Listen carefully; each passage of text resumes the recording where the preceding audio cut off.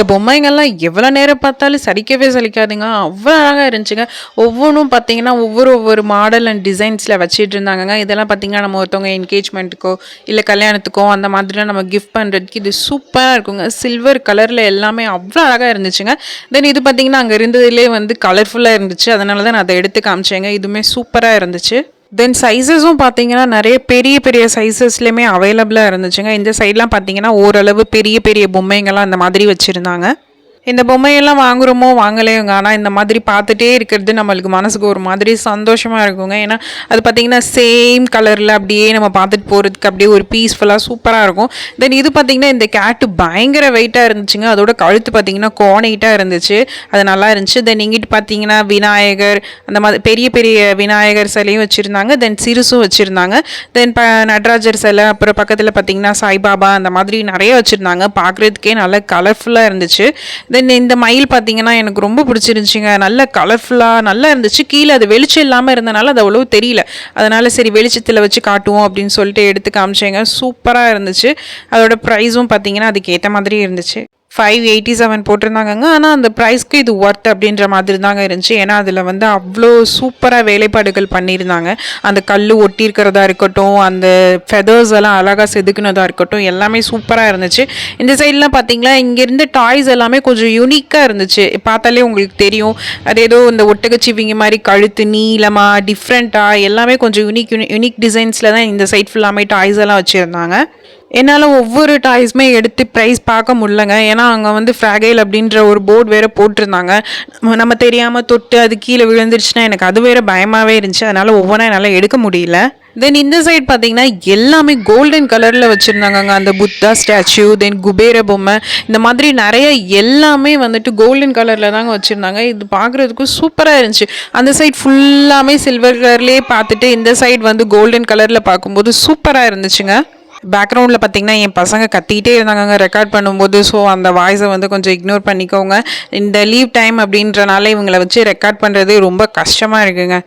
நானும் பல தடவை ரெக்கார்ட் பண்ண டெலீட் பண்ண அப்படியே தாங்க போயிட்டே இருக்கு. ஆனாலும் இந்த பசங்க சண்டை போடுறத நிறுத்தவே மாட்டுறாங்க.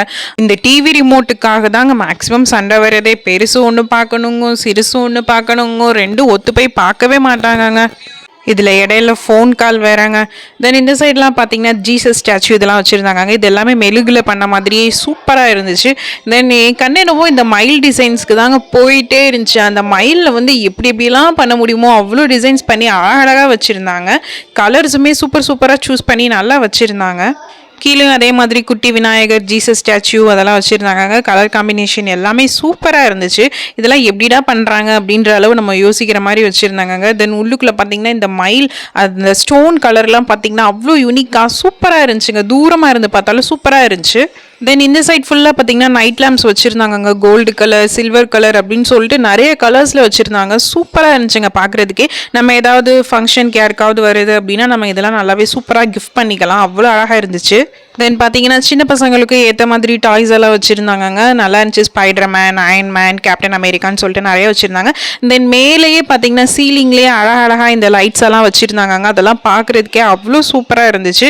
தென் ஷெல்ஃப்லலாம் பார்த்தீங்கன்னா அதே மாதிரி கண்ணாடி பொம்மைகள் தாங்க வச்சுருந்தாங்க.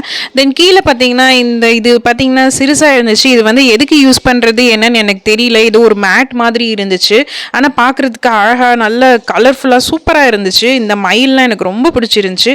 நல்ல அது பார்த்தீங்கன்னா அந்த ஷீட் வந்து ஆட்டும் போதே அது நல்லா அப்படியே க்ளோ ஆச்சு. சூப்பராக இருந்துச்சு. ஆனால் அது என்னன்னு தாங்க எனக்கு தெரியல. உங்களுக்கு தெரிஞ்சால் கமெண்ட் பண்ணுங்கள். தென் கீழே பார்த்தீங்கன்னா இதெல்லாம் கோலாச்சு அப்படின்னு நினைக்கிறேன். தென் ஒவ்வொரு ஃப்ளோர்லேயும் பார்த்தீங்கன்னா இந்த மாதிரி கிறிஸ்மஸ் தீம் வச்சுருந்தாங்க. இந்த ட்ரெஸ்ஸஸ் எல்லாம் சூப்பராக இருந்துச்சுங்க. இந்த ரெட் கலர் ட்ரெஸ் எல்லாம் அவ்வளோ அழகாக கண்ணை பறிச்சிச்சுன்னே சொல்லலாங்க. தென் பார்த்தீங்கன்னா ரெடிமேட் சாரீஸ் வச்சுருந்தாங்க.